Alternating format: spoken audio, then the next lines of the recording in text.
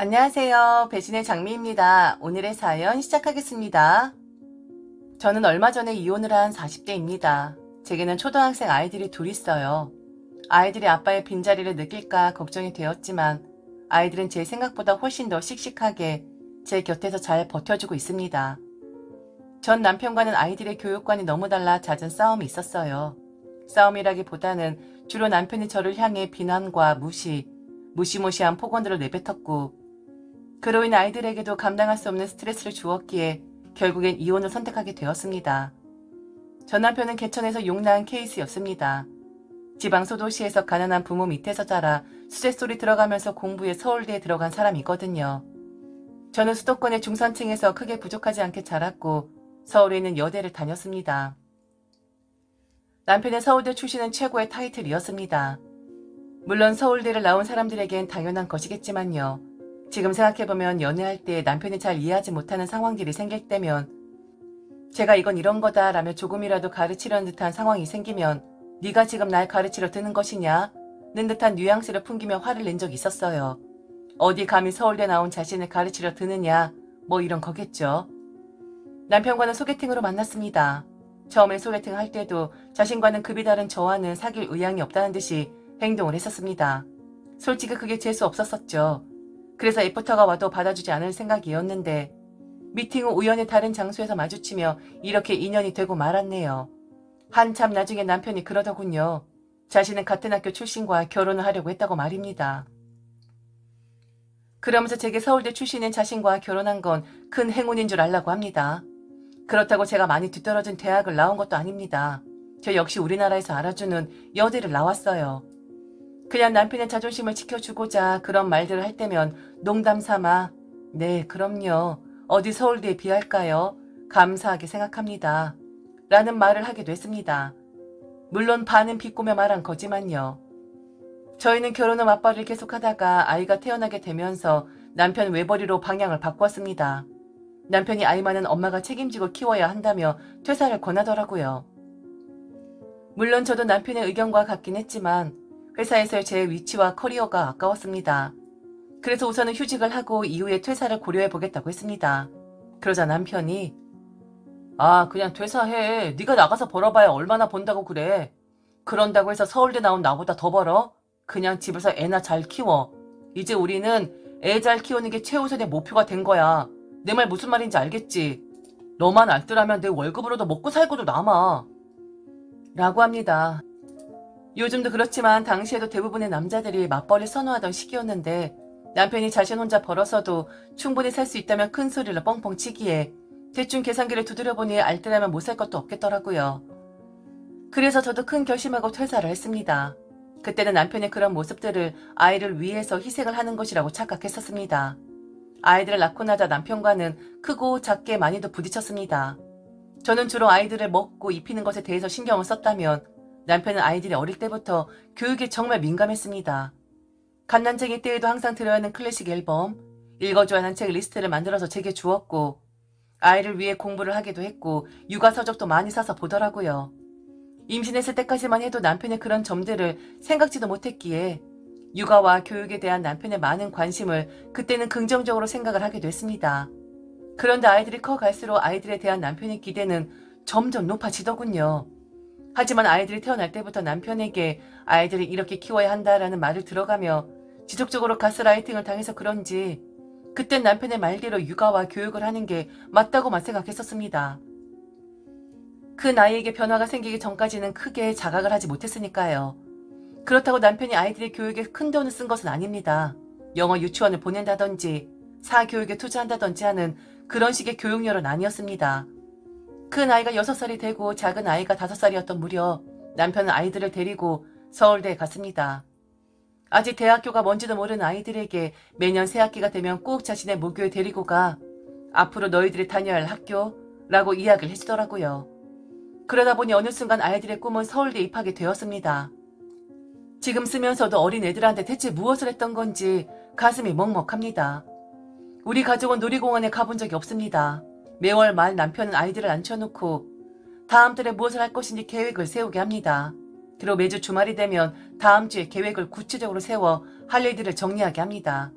매주 첫 번째 주말이면 도서관에 가서 하루 종일 정해진 책을 읽고 토론을 하고 그 다음 주 또 다음 주에는 박물관, 과학관, 민속촌, 체험학습 등 교육에 관련된 곳들을 갔습니다. 방방곡곡 참 많이도 다녔습니다. 각종 곤충 생태관부터 악기 박물관 등등. 아이들이 어렸을 때는 오늘 무엇을 보고 무엇을 느꼈는지 등에 대해 생각을 정리해 이야기해보게 하더니 아이들이 글을 쓰기 시작하면서부터는 체험일기를 쓰게 하더군요. 만약에 오늘 경복궁에 다녀오면 아이들은 수첩을 들고 이것저것 적기 시작해요. 체험일기에 써야 하거든요. 어떤 걸 보았고 무엇이 인상이 깊었는지 좋은 경험일 수 있죠. 하지만 이게 일상이 된다면 안 그래도 평일에 학교며 학원이며 지쳐있는 아이들에게 주말은 더없이 괴로운 날들이었습니다. 둘째의 경우 제 아빠가 월초에 정해준 일정표를 보면서 주말에 체험학습 가기 싫다고 운 적도 있었어요. 아빠 무서워서 아빠 앞에선 티도 못 내고 제 앞에서 울더라고요. 그래서 남편에게도 잘 이야기해 보았지만 통하지가 않았습니다. 만약이라도 일정이 바뀐다면 비가 오거나 눈이 와서 실외에서 실내로 바뀌는 정도랄까? 참 부지런하게도 남편은 거의 매주 토요일이면 아이들을 데리고 견학을 갔고 아이들은 일요일 저녁 전까지 제 아빠에게 체험일기를 검사 받았어야만 했습니다. 한 번은 강화에 있는 우주센터로 간 적이 있어요. 제가 봐도 어려운 전문 용어들을 일일이 아이들은 노트에 적어가면서 정말 공부를 하듯이 보고 있었습니다. 거기에 가보면 체험하는 몇 가지 기구들이 있는데 그것도 놀이기구라고 아이들은 참 좋아하더라고요. 로봇처럼 앉아서 작동을 하는 것들인데 우주선 모양의 기구를 타고 오르락 내리락 하는 게 다입니다. 하지만 놀이공원 한번 못 가본 저희 아이들에게는 그것만으로도 너무나 즐거웠던 거예요. 그 시시한 것들을 타면서 아이들이 너무 좋다고 너무 재미있다고 하는데 즐겁게 웃는 아이들의 표정을 따라 저도 웃곤 있었지만 마음이 좋지만은 않았습니다. 그리고 야외로 나왔는데 겨울이라 눈썰매를 운영을 하고 있더라고요. 돈을 주고 타는 것도 아니고 줄만 서 있으면 순서에 맞춰 타는 것인데 그것도 타보겠다며 한껏 신이 나서 들뜬 아이들에게 남편이 저런 거 뭐하러 타냐고 그냥 가자고 하며 못타게 하더라고요. 그래서 제가 기왕에 왔으니 한 번씩 타보게 하자고 설득을 했습니다. 그게 뭐라고 설득까지 해야 하는 건지. 아무튼 남편은 못마땅한 듯 궁시렁궁시렁 거리더니 썰매장으로 갔고 배장 시간이 다 되어 그런지 사람도 별로 없어 아이들이 정말 재미있게 탔습니다. 다음날 체험일기를 쓰는데 작은 아이가 썰매가 정말 재미있었다고 썼습니다. 그러자 체험일기를 확인하던 남편이 화를 내면서 고작 너는 느낀 게 썰매가 재미있었다는 얘기냐며 쓸데없는 썰매 얘기가 두 줄이나 된다고 하면서 갑자기 절 쳐다보며 이래서 내가 못하게 한 거였어. 아이들의 교육의 의미가 퇴색이 되어버렸잖아. 아이들이 그런 놀이기구에 빠져서 그날 뭘 느꼈는지 다 잊어버렸잖아. 라고 한 소리를 하더라고요. 자신으로 인해 아빠가 화가 나고 엄마도 혼이 나니 둘째는 한껏 겁을 먹어서 울더라고요. 그러면서 제 아빠에게 죄송하다고 합니다. 그날 전 정말 많은 걸 느꼈어요. 아이가 돌아와서 자기 전에 저에게 썰매가 너무 재밌었다고 다시 거기에 가면 안 되냐고 몇 번을 묻더라고요. 그리고 체험일기를 쓰면서도 엄마도 썰매 타보지 그랬냐고 정말 너무너무 재미있다고 하며 환하게 웃는데 내가 지금 이 아이들에게 무엇을 하는 건가 싶더군요. 내가 지금 아이들을 어떻게 키우고 있는 건지 나는 지금 아이들의 교육의 방관자로서의 행동을 하고 있는 건 아닌가 싶은 죄책감에 잠을 이룰 수 없었습니다. 다음날 우리 일상은 언제나처럼 참으로 평범했습니다. 아이들은 다시 학교에 갔고 학원을 갔습니다. 저는 아이들을 위해 간식을 준비하고 밥을 하고요. 그런데 저는 평범하게 못 지내겠더라고요. 그놈의 썰매가 뭐라고. 내 아이들이 그렇게 행복했다는데 그렇게 기뻤다는데 고작 썰매 하나로 이렇게 행복한 아이들인데 나는 그 즐거움을 이제 알게 된 아이들을 보며 가슴이 아픈데 애비라는 작자는 그게 그렇게 노여웠을까 싶더라고요. 그래서 저녁 식사 뒤 남편에게 조심히 얘기를 했어요. 우리 아이들이 행복해 보이냐고 나는 그런 것 같지 않다고요. 썰매 탈 때 애들 표정 못 봤냐고 하면서 사진을 찍은 걸 보여줬어요. 생각해보니 여태 그 흔한 눈썰매장도 안 가보고 놀이공원 한번 안 가봤더라는 말이 끝나기 무섭게 남편은 한 번 노는 거에 빠져봐. 그 맛에 공부는 안 하려 들걸? 내가 힘들게 매주 스케줄 짜가면서 애들 눈으로 보고 피부로 느끼게 교육시키려고 하는 거 몰라? 그건 쉬운 줄 알아? 나야말로 얼마나 힘든데 정보 알아보느라 운전하느라 애들 체험일기 체크하느라 주중에 돈 번다고 일하고 주말에 애들 교육한다고 이 한 번 불사르고 있는데 뭐가 어쩌고 어째? 놀이공원? 행복? 남편은 흥분을 하면서 제게 뭐라고 하더라고요. 아이들이 들을까 싶어 소리를 줄이라고 대화를 하자는 거지 싸우자는 게 아니냐며 말려봐도 남편은 제 얘기에 너무 화가 난다며 노발대발 하더라고요. 이게 이렇게 화낼 일이야? 내가 애들 데리고 체험학습 가지 말자는 거 아니잖아. 애들이 눈썰매를 좋아하더라라고 하는데 대체 뭐가 문제라고 이렇게 화를 내는 거야? 눈썰매? 어떻게 그날 제일 기억에 남는 게 눈썰매일 수 있어? 그건 계획에도 없던 거야. 그냥 어쩌다 눈에 띄어서 마지못해 한번 타보라고 한 거였잖아. 그 안에 얼마나 좋은 체험이 많았는데 고작 눈썰매? 애들이 왜 눈썰매가 기억에 남았는 줄 알아? 당신이 같이 호응해주고 같이 즐거워해주니까 그게 되게 대단한 거라고 생각해서 그러는 거잖아. 난 탐탁 쳐놨어. 당신이 똑똑지 못하게 행동하니까 애들이 헷갈려서 저러는 거라고. 내가 똑똑하지 못해서 정말 미안한데 공부를 아무리 잘해도 아이들이 하고 싶은 일이 공부와 관련 없는 쪽이라면 난 아이들의 꿈을 지지해 줄 거야. 네가 그래서 안 되는 거야. 내가 그래서 이렇게 애들 학업에 관여하는 거라고. 우리나라는 어떤 분야에서 뭘 하든 우선은 좋은 학교로 나와야 해. 넌 진짜 그걸 몰라? 그러니까 애들의 목표는 서울대여야 한다고. 이해가 안 되었습니다. 대체 이 사람이 왜 이렇게까지 하나 싶었어요. 저는 그 이유를 나중에 알게 되었습니다. 남편이 화를 냈던 건 제가 자신의 생각에 반대되는 행동을 했기 때문이에요. 우리 가족들이 모두 자신에게 복종해야 하고 항상 자신이 옳아야 하고 옳았어야 하는데 자신의 기준에서 조금이라도 엇나가기만 하면 남편은 그런 말들을 하며 흥분을 했습니다. 남편은 툭하면 자신이 어떻게 서울대를 가는 줄 아냐. 서울대 아무나 가는 줄 아느냐. 마을에서 없는 집이라고 다 비웃어도 자신 하나 서울대에 가니 마을에서 부모님의 위상이 올라가더라 등등. 남편은 서울대라는 강박에 똘똘 뭉쳐있는 사람이었습니다. 몰랐어요. 정말 그런 사람인지 몰랐습니다. 연애했을 때 남편은 젠틀했고 스마트했고 기본과 도리를 아는 사람이었어요. 사랑을 표현할 줄 알고 마음이 따뜻한 사람이었어요. 하지만 지금의 남편은 너무나 다른 사람 같아 혼란스럽기만 합니다.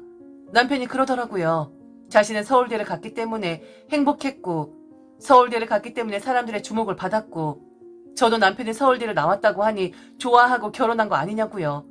남편은 자신이 이룬 모든 건 서울대를 나왔기에 가능하다고 생각하고 있었습니다. 항상 자신이 옳았고 제가 따라주어서 그동안 크게 문제가 없었는데 제가 반대 입장에 서서 대응을 하다 보니 남편은 분명 문제가 있는 사람이었습니다. 정신적으로 정말 문제가 있어 보였어요. 그래서 제가 병원에 다녀보자고 권하자 저의 그 말에 물건을 던지며 폭력적인 모습을 보이기도 했습니다. 제 학교 선배가 심리학과를 나와서 상담실을 운영 중이었기에 제가 상담을 받기도 했습니다. 창피하다고 생각할 틈도 없었어요. 남편으로 인해 저도 정신이 이렇게나 힘든데 아이들은 더 할 것 같았습니다. 그도 그럴 것이 초등학교 3학년인 큰아이는 벌써 자신의 문제를 틀리면 정말 심할 정도로 스트레스를 받아 합니다. 실수를 용납하지 못하는 성격이 되어버렸어요. 둘째는 천성적으로 밝은 아이이고 노는 것을 좋아하는데 체험일기를 쓸 땐 그 스트레스가 얼마나 큰지 초등학생인데도 밤에 쉬를 하기도 하고 손톱을 물어뜯기도 하며 제 아빠에게 혼내지 않으려고 몰래 제게 와서 먼저 검사를 맡고 고쳐달라고 하거든요. 그럼 저는 또 그걸 고쳐주었습니다. 아빠한테 혼나지 말라고요. 그게 문제 해결점이 아닌데 그때 미처 생각하지 못하고 그렇게 했었어요. 정말 제가 미쳤죠. 어떻게 아이들을 그렇게 방치했을까요? 전문기관에 상담을 하고 증빙자료를 만들고 남편의 문제를 표면화시켰습니다. 그리고 이혼소송을 했어요. 남편은 자신의 문제점이 무엇인지 모르더라고요. 그럴 만도 하죠. 평생 그렇게 살아왔고 자신의 생각이 다 맞는 사람이니까요. 남편이 제게 그러더군요. 애들을 그렇게 키워서 어떡하느냐고요. 저처럼 키워선 아이들이 서울대에 못 간다고 합니다. 그러면서 저와 이혼은 하겠지만 아이들은 자신이 키우겠다고 하더라고요. 아이들은 아빠를 무서워합니다. 아빠와 함께 살길 원하질 않아요. 남편의 성격을 알기에 우리의 이혼은 아주 긴 싸움이 될 거라고 생각을 했는데 예상외로 남편은 법원의 판결대로 따랐고 우리는 그렇게 남이 되었습니다. 남편과 이혼을 한 지 거의 1년이 다 되어갑니다. 남편은 아이들과 면접 교섭금도 없습니다. 남편이 아이들에게 나쁜 영향을 끼칠 거라 우려되었기에 성인이 될 때까지 만나지 말기로 합의를 봤거든요. 그렇게 결정하게 된 가장 큰 이유는 아이들이 아빠를 만나고 싶지 않다고 했던 것이었고 남편은 그런 아이들의 모습에 큰 충격을 받아하며 그냥 알겠다며 받아들이더라고요. 물론 이후에라도 아이들이 아빠가 보고 싶다고 하면 그땐 연락을 하여 만나게 해주기로 했습니다. 지난 1년 동안 저와 두 아이들은 제주도에 한 달 살이도 했었고 놀이동산 연간 회원을 끊어 거의 매주 다녀오곤 했습니다. 그냥 아이들이 하고 싶은 건 다 해주었어요. 처음 학교를 결석하던 날 큰 아이가 너무 불안해하더라고요. 어떻게 학교를 안 가고 놀러를 가냐면서요. 수업을 못 듣거나 학원을 빠지면 자신이 뒤처질까봐 안절부절하면서 놀러 가는 곳까지 학원책을 가지고 와서 공부를 하더라고요. 그래서 아이에게 잘 설명을 해주고 열심히 놀고 난 뒤 다음날 더 열심히 공부를 하면 된다고 알려주었어요. 그래도 불안해하는 증상은 여전히 있습니다. 물론 지금은 많이 나아졌습니다. 아직도 시험에서 틀리면 힘들어하지만 어느 그 누구도 왜 틀렸는지, 왜 90점이냐, 80점이냐 따져 묻는 사람이 없으니 툭툭 털고 부족한 점을 스스로 공부해보는 습관을 알려주고 있습니다. 둘째는 그냥 지금이 너무 행복하다고 합니다. 제가 무엇이 제일 재미있었냐고 물으면 가슴 아프게도 그때 강화에 있는 우주센터에 가서 처음 썰매를 탔을 때라고 하더군요. 그때 그 느낌이 얼마나 강렬했는지 말이에요. 이제는 주말이 되면 아이들이 참 좋아합니다. 쉬고 싶은 날은 그냥 집에서 자신들이 하고 싶은 거 하며 쉬고 보고 싶은 TV 프로그램 보기도 하고 놀고 싶은 곳이 있으면 즉흥적으로 떠납니다. 그게 바다가 됐든 산이 됐든 이걸로 아이들을 치유해 줄 수 있을지 모르지만 최선을 다해 보려고요. 사실 최선을 다해 가족을 위해 헌신했다고 발악을 하던 남편의 모습이 가끔 떠오릅니다. 우선 저는 올해까지는 아이들과 시간을 보내려고 합니다. 이번 주말에는 큰아이가 간만에 도서관에 가자고 합니다. 사실 흠칫 놀랐어요. 아이들에게는 힘든 공간이 아니었을까 싶어 의도적으로 피했거든요. 그런데 큰아이가 자신은 책을 읽는 게 좋다고 합니다. 아빠는 자신이 좋아하지 않은 책을 읽게 해서 싫었지만 주말엔 자신이 읽고 싶은 책을 다 빌려오고 싶다고 합니다. 그래서 앞으로는 종종 도서관을 다니기로 했어요. 분명 전 남편도 아이들을 사랑하는데 그 마음이 지나쳐 아이들이 힘들겠다고 생각합니다. 언젠간 아이들과 남편이 왕래를 하면서 지내게 될 수도 있겠죠. 그때가 되었을 때 혹시라도 제 마음이 상처받지 않도록 지금부터 매일 조금씩 연습해 보려고 합니다.